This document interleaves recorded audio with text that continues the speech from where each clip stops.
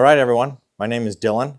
Some of you may know me, some of you may not. I own the 600 Trail Facebook page, and I'm been really happy with my 600 Trail. I have it in a 300 blackout, and I've turned it into my son's hunting rifle out to 150 yards. Now, I've originally purchased this rifle because I needed something for my son and myself that was compact and light. And I originally use a Sig Cross, which I have on the table behind me, and I have another one up on the wall. But for my son, I thought, well, I don't think he necessarily needs a Sig Cross, but what are the options that are really close to the same, and they have the same weight ratio, about maybe a little bit less of a kick, and I need it to be collapsible. And so obviously, as everybody knows, I went with the CZ Trail. So I love this rifle. My son loves this rifle. He shoots it very well. He's very accurate with it. Right now we have it with just a Sig LPVO on top of here, and it performs just fine. So I am looking to do a couple things. I'll probably remove the Sig LPVO. This is just their cheap 1:6 by 24 Tango MSR, and it does its job. It's okay. It's not my favorite. It's cheap. But what the biggest problem has been, and I'll show you on the drop down, is that the stock, when I originally purchased it, I was led to believe that there was 3 selectable distances in the stock. And I have found that that's just not, they're not reliable. So the one that's the most reliable is fully extended. And when you shoot it fully extended, it works and performs just fine. But my son is young. He's only 11 years old. He started shooting this when he was 10. So the extensions in the middle were important. But what I found is that after every shot or every third shot, the stock would flex and pop loose, and then it would shrink on him. And so it wasn't stable. Now I contacted CZ, and they said, yeah, send it in. We'll take care of it. Well, I wasn't. I had just hadn't had the most. I didn't feel successful in that response. Not because they weren't going to fix it, but because I didn't believe it to be a stable platform now. So I reached out to a guy who designed and made the Gen 10 adapter, which is what I have in this box right here. And it is for putting different stocks onto the CZ600. So I've cut this open just to make it simple. It came with the adapter. Now I asked specifically for the Picatinny rail adapter, which is more robust in my opinion. Not robust.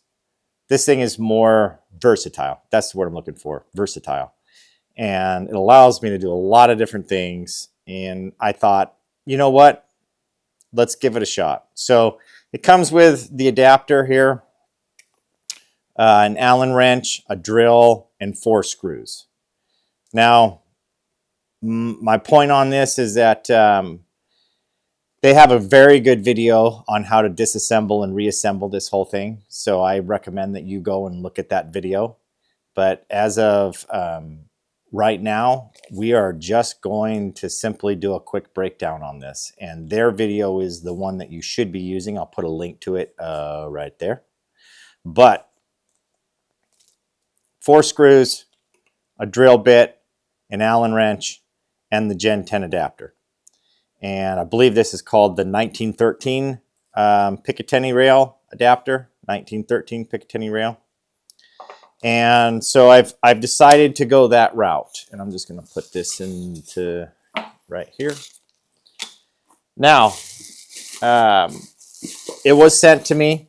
It was sent to me. I'll say that I did not pay for this part, and I appreciate that fact. It was sent to me, and I will definitely give a honest review on it.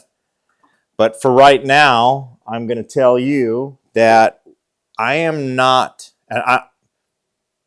My big belief system in these rifles is to make them, for this one specifically, and my Sig Sauer Cross, is to make them light and packable. And that's part of the reason why I got this rifle. It's extremely light, it's packable, it's accurate, but I am adding weight. So real quick, let's just check and see what our weight is going to be on that Gen 10 part. As soon as I can get my fingers in here to pop off this.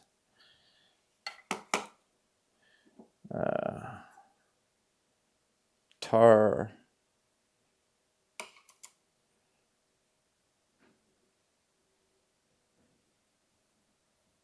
We are looking at adding 2 ounces, 2.4 ounces to this rifle with just this piece. Now, the nice thing is we're also removing the stock and a couple other parts, but those are not going to account to a whole lot. So let's also talk about what I am planning to put in here. So I did purchase this. This is the Samson SAS stock. This thing is adjustable in cheek riser and length of pull.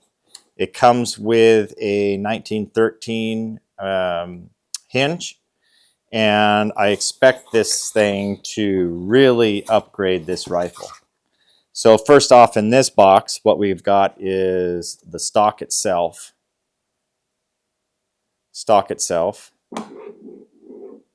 and an Allen wrench. So that's what I plan on putting on here, and let's go ahead and jump through this thing.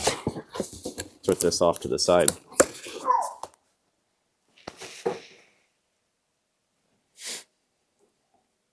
Okay, real quick, let's see if we can get a weight on this.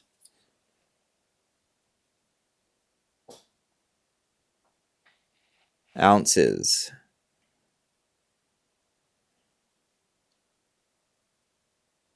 19.7 ounces. So it's 19.7 ounces.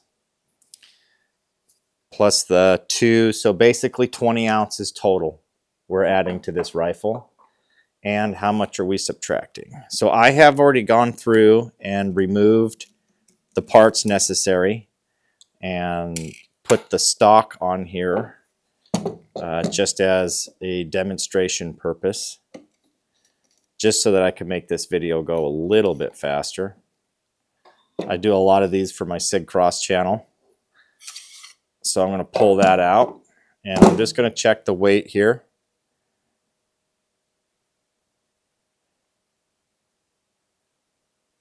$12 ounces. So we're essentially adding 8 extra ounces to this rifle in doing this. 8 extra ounces, guys. 8 extra ounces. I'll put this off to the side. Let's put it over here. All right. So now that that's off of there, the idea is just to take this piece, pop it in just like that, and attach your stock, but it's just not that simple. It's never just that simple. We also have to put a couple holes in here to account for the screws that go in place. Now, I do feel as though there is an opportunity to probably make this just a little bit more rigid, and I may do it in the next couple days, but if you look in here, and this is going to be a horrible view. Let me see if I can get it inside this camera angle here. No. There's a location pin right here. Right here. And I believe that if that is tapped out, you can add a location pin back in there and probably make this just a little bit more sound. But as it is right now, fully set in here, it's sturdy. It's pretty sturdy. So real quick, I'm not going to burden you with a couple of the other details. I'm going to put this on speed mode. What I'm going to do is I'm going to take a smaller finite pin, something like so, just like this, smaller pin, and I'm going to set a location tap. I could use something a little bit bigger than that. Oh, perfect.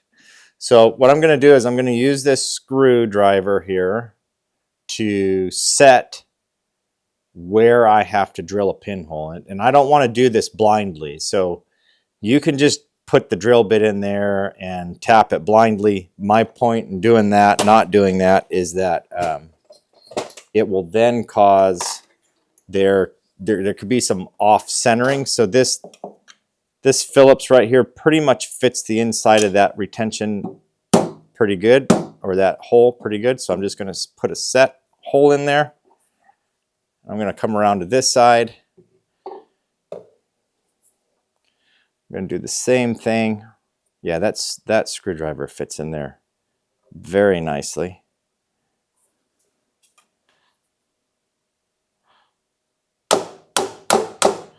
All right, I'm just going to pop that back out.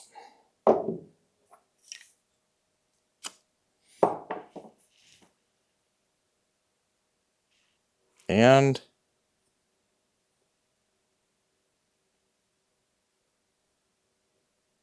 there it is. So what this is going to do is it is going to remove the warranty that you have in your chassis. I'm just going to tell you that right now. The reason why is because there's a location pin that runs, or a retention pin that runs the entire distance of this all the way across the back, which holds the other parts in. And once you drill this hole, you are essentially widening that.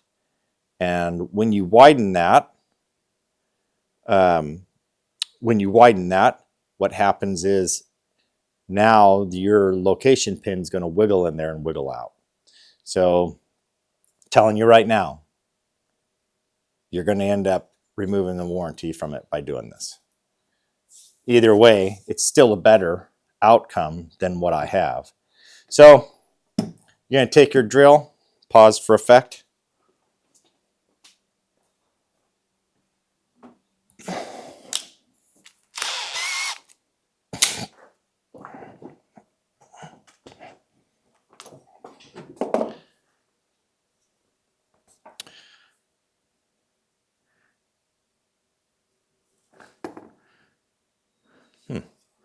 Interesting.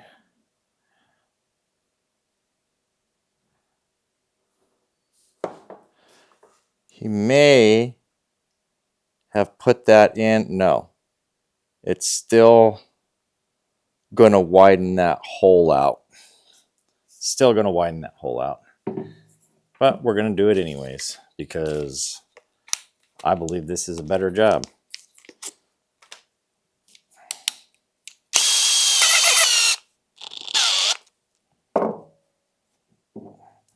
All right, let me put this up here.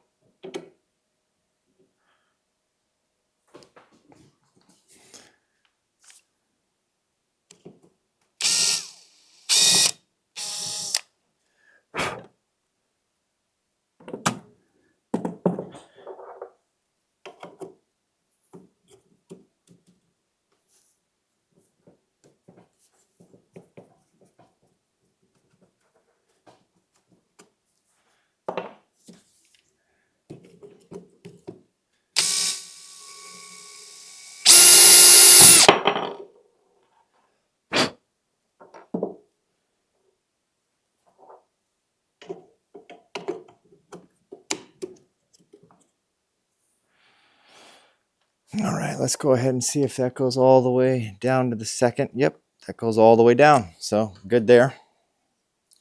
Now I'm going to go ahead, pop that back out.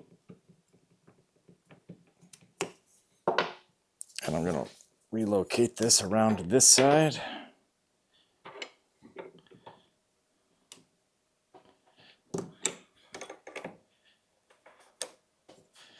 And I'm going to do the same thing here.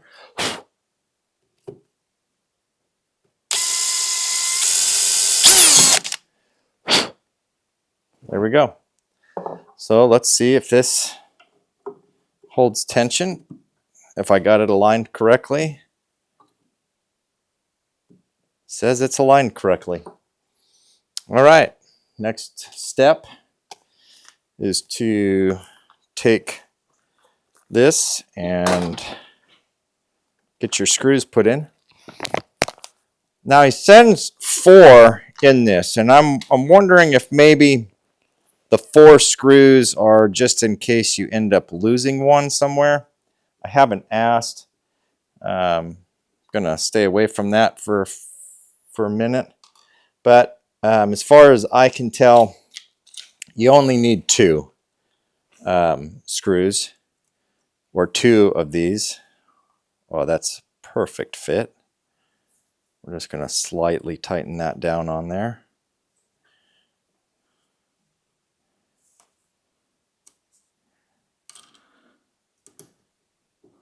Oh, I can already tell you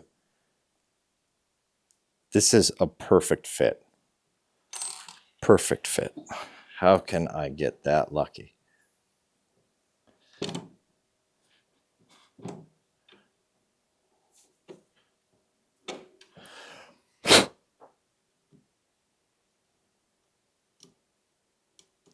Let's see if we got that lucky on this one.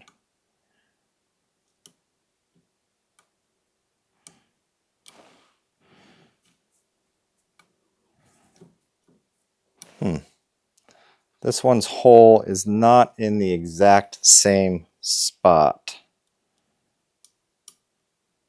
as the factory one is. So I'm going to have to pull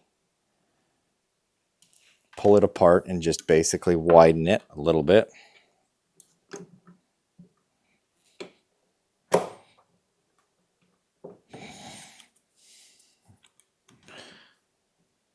What I mean by that is the factory hole set from CZ is not the same theoretically as the factory hole on the other side, so the corresponding holes are not in the exact same spots.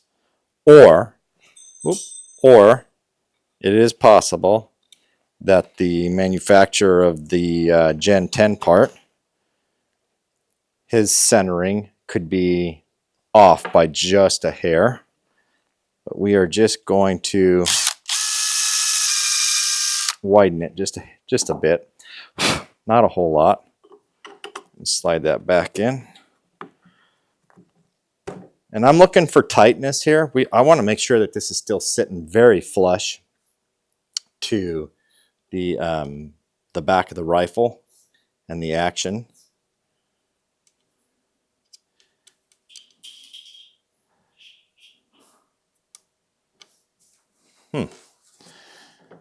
Don't want to make this thing bigger than it needs to be, really. We're just looking at adding a little bit, not a lot, to allow this thing to, that should be it. That's it. Okay. And on the opposite side, the other screw. Grab the Allen wrench out of here.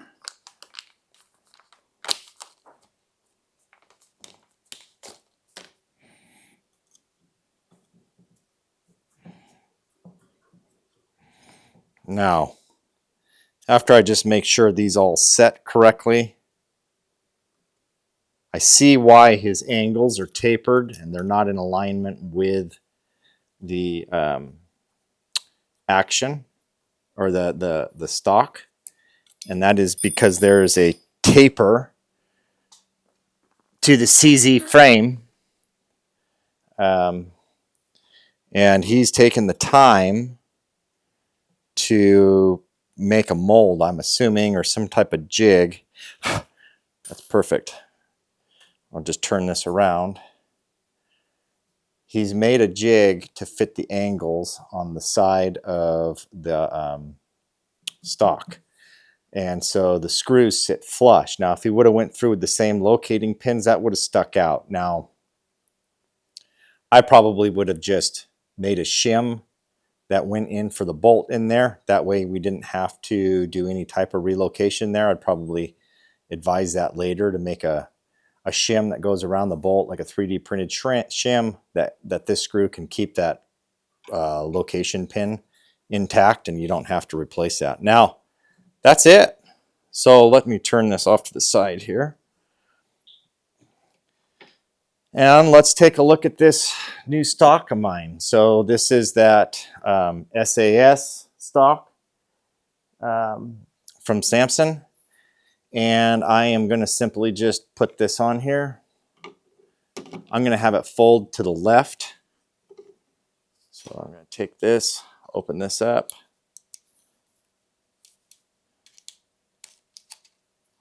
Put this on.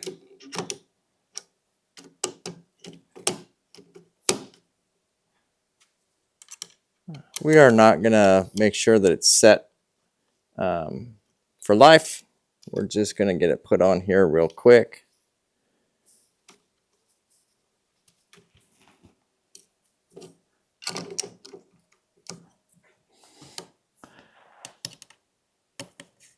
Now, I think my original concern is that when I went to this adapter, because of the backside of this particular rifle having these the sliders for the buttstock, the original buttstock, I was concerned that the folder wouldn't work on here. So let's check and see what we've got here.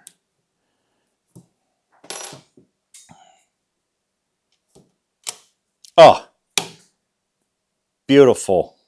Look at that. You talk about something that almost feels like it was designed to be there from the get-go. It fits almost perfectly. Well, it fits perfectly. It's hitting the vise down here, so it's not allowing it to close all the way. But if you bring it back up here, let's turn it around sideways so that you can see it from this angle. So this thing's set up pretty nice. Solid click. Oh, I can't wait to go shoot this thing. I cannot wait to go shoot this thing. So what we have here is a quick push button cheek riser. Same thing for the stock adjustment. So I'm hoping this makes shooting this a little bit more pleasant. Makes my son's, this is a one button fold, folds all the way over. Let's take a look at this without this on here. So we're going to take it off of my vise block. Just going to set this down here. I'm going to take the vise block off.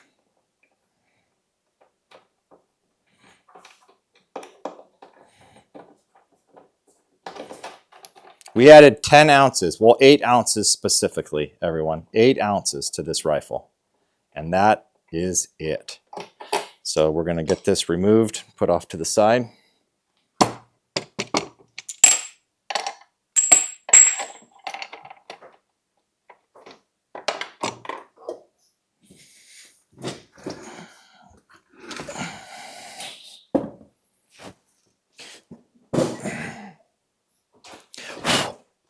So what we have here is a new stock on this CZ Trail 600. Solid clicking stock. No movement in this thing, guys. There's no movement in this. I don't have everything tightened down with Loctite, but that is 100 times better than the stock setup.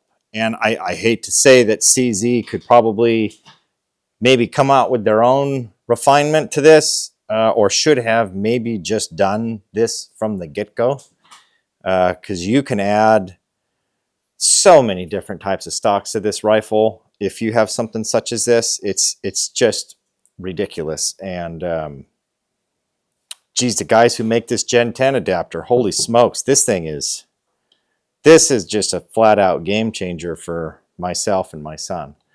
This thing just folds wide across, nice and tight, nice and tight. It could, does it hit something?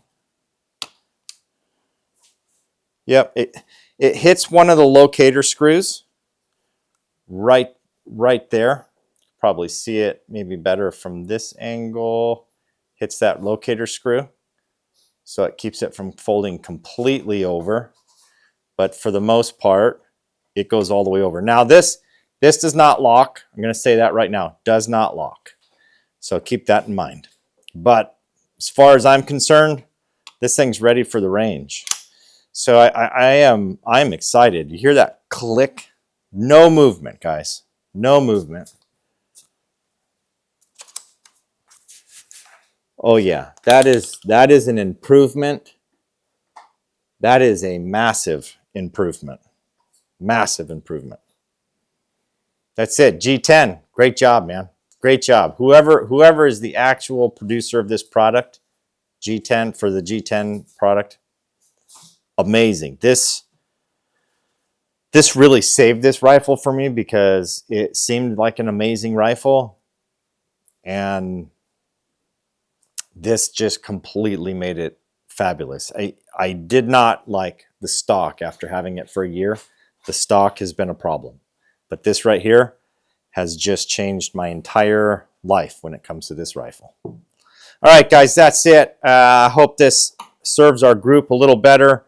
This is the first real product made for the CZ Trail 600 that I think is actually viable specifically for the trail. And it still keeps all of the things that we want. The compactness can go into anything. They have another version, which is a tubular version. I'd probably still stick with this one. Samson has one that allows you to use an AR buffer style attachment onto the back of this instead of the one that I currently have. So you can just switch out your buttstocks on it. That's about it. I appreciate it, guys. Have a good day.